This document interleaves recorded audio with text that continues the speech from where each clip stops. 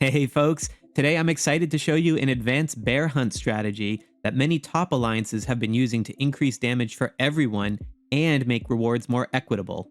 It can be a little confusing at first if you aren't familiar with it, so I'm going to break it down step by step with a video of it in action. Then I'll discuss the pros and cons of using this method versus the traditional approach.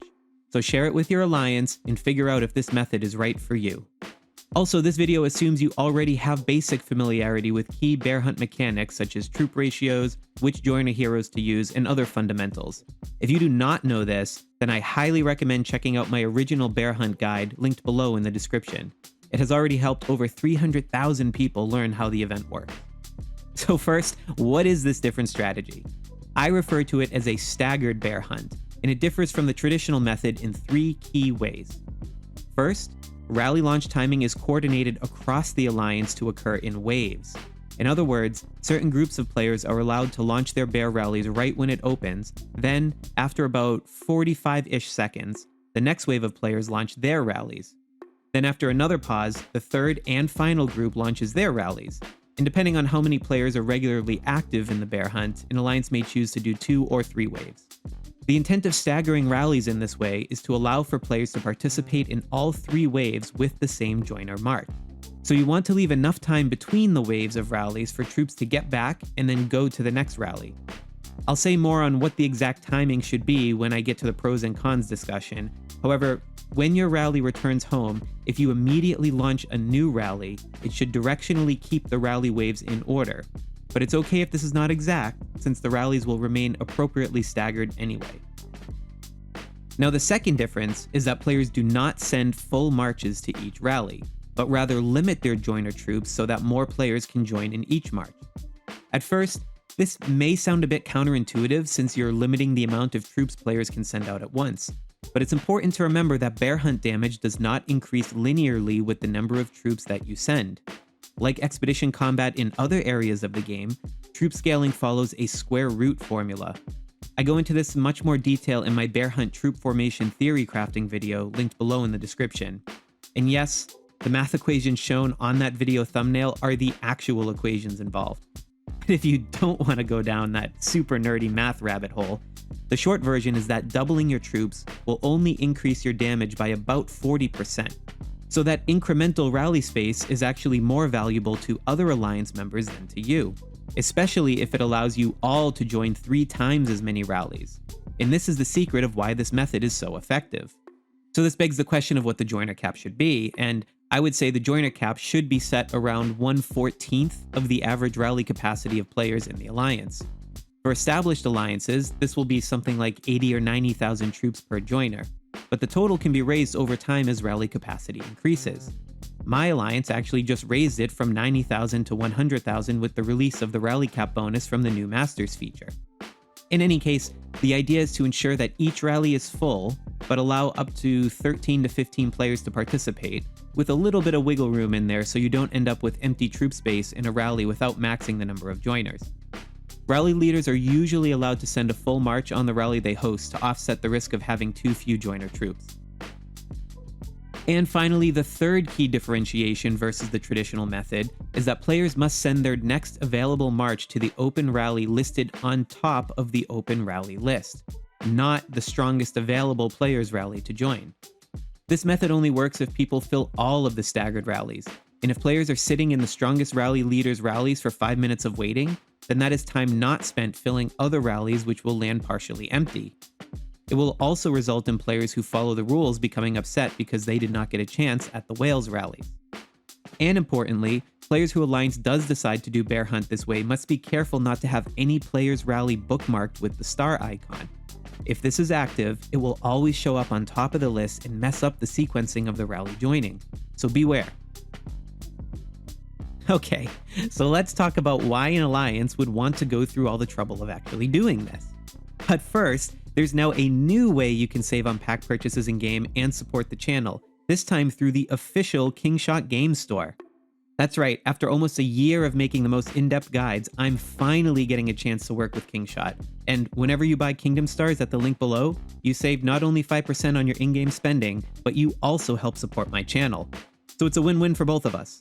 And if you've been looking for a way to support my channel with your in-game spend but wanted to only use official Century Games approved channels, then this is the opportunity for you, and I really appreciate you considering it. But anyway, back to that staggered bear hunt. The first benefit is higher overall damage for the Alliance. Again, because of that square root scaling in the damage calculation, the loss of additional troops is more than offset by being able to partake in 2 to 3 times as many rallies, assuming the rallies are run by equivalently strong leaders.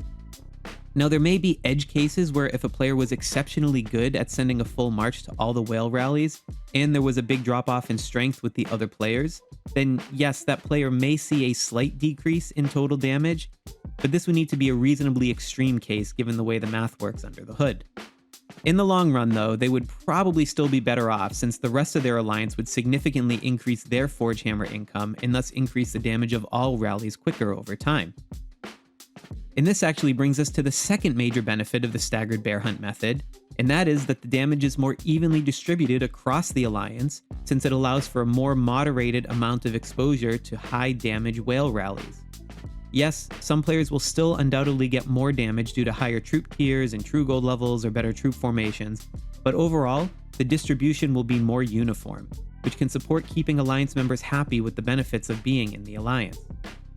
And finally, there is a benefit for earlier kingdoms in that it is now easier to send more marches with your ideal troop ratio when each march is smaller. You're less likely to run out of archers, for example. And this can also be a contributing factor to improving your overall damage if you aren't later in the game and sitting on a mountain of troops like I am. Now, this staggered bear hunt approach also comes with some drawbacks, so let's talk about them. First, this approach requires a significantly higher degree of alliance coordination than the traditional method. In addition to all the usual joiner hero enforcement, alliance leaders will now also be required to make sure that alliance members are not sending too many troops, that they're not sending their initial rallies too early, and that they are not jumping the queue to get into whale rallies earlier. If you're an alliance leader used to dealing with bear hunt enforcement already, then you have a sense of how much more fun this will be. Fortunately, you can always just make this video required watching to help everyone get in line. And it's important to get this right, otherwise people will definitely complain about unfairness if their score is negatively impacted because other players sent bigger marches than they were supposed to or took up space in a whale rally too early. So don't be afraid to kick people from rallies until they learn. But when everyone finally gets it, and it works, oh man, is it a thing of beauty.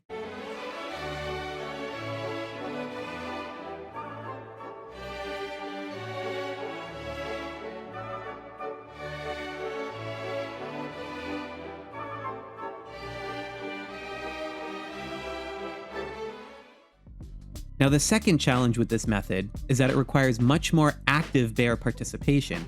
Due to the nature of staggered rallies, it requires a higher degree of constant monitoring during the entire 30-minute period of the bear hunt to join new rallies in shorter intervals. It's not that bad and can still be done as a second screen once you get the hang of it, but depending on how casual your alliance is, some members may be turned off by this approach versus having the ability to send a couple marches to a whale rally, hit a damage milestone, and then go do other things. So this requires some discussion on your alliance being aligned for this approach. And the next challenge is that this bear hunt requires a bit more prep than a traditional one, both individually and as an alliance. As an individual, it means you'll want to have more preset formations ready to go with the right joiner heroes and march size, with the appropriate ratio of troops.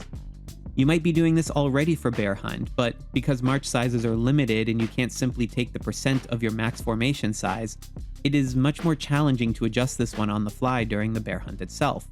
That, coupled with the fact that you are sending out 2 to 3 times more marches for the bear, will make this planning step a necessity.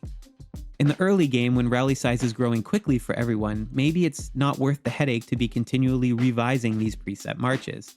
So maybe consider holding off on this approach until your pace of rally size growth slows down a bit. Then, at an alliance level, you need to figure out who goes in which wave and when the waves should be spaced. The easiest solution is to think about it in terms of proximity to the bear. The closest inner ring goes first, the second ring goes second, and all other players go in the third wave if you have it. This allows for the first wave to hit the bear quicker and send troops back in time to join the second wave before it launches. The same is true for the time between the second and third wave. Now, the challenge here is the wave timing. If you're only doing 2 waves, it's pretty easy to space out. Just have the second wave go 1 minute late into the bear start time and everything will work out fine. However, with 3 waves, it can get a bit tougher. If you don't leave enough time between the waves, players' troops can't get back in time to join the next rally, and the early waves might be wasted. However, if you wait too long, the third wave players might not be able to do their final rally as travel time continues to accumulate. But look, between these two downsides, the bigger risk is having the second wave rallies be too close to get filled every round, versus just simply having the third wave miss their last rally. And this is especially true because stronger players are usually located closer to the bear anyway, so the risk of damage loss is less in that third wave. So with all of that said, I recommend launching the second wave about 45 seconds into the bear, and the third wave about 1 minute and 15 seconds into the bear. This seems to be the sweet spot that allows Wave 3 to send every rally while providing enough time for the initial rallies to be filled with troops. But play around with the balance based on your alliance feedback and positioning around the bear. And finally, the last drawback to this method is a minor one, but it does tend to reduce peak damage for some players. I talked about how in edge cases, a player may see their total damage in the hunt slightly decrease versus getting into every single whale rally. Generally, this won't make that much of a difference since going to the next bear hunt reward tier requires doubling damage anyway, so you likely won't lose out on more than a single hammer. However, with the introduction of the personal best milestone rewards, there is a slight incentive to maximize individual damage once in a while. And since this approach smooths out damage a bit across the alliance, for some small share of players it will make these milestones slightly harder to hit. To bring these rewards forward in your Kingshot journey, it could be a good idea to do a traditional bear hunt once in a while and let players stack their marches in whale rallies, especially if your Kingdom's alliances exchanges players to do the occasional super bear hunt. In any case, I consider this one only a minor drawback. On the whole, this staggered bear rally approach is likely an altogether better method of doing bear hunt if your alliance is a more serious or competitive one. It will increase the overall damage and lead to a more equitable distribution of points, both of which are healthy for an alliance. However, it might not be worth the headache for a more casual alliance that doesn't want to min-max the game so much. But either way, I hope this guide was helpful, and be sure to like, subscribe, and hit the bell icon to stay up to date with the latest guides that I post. And a very special thank you to my Sloth Squad channel members whose continued support helps make my work possible. And as always, thanks again for watching, and happy gaming out there.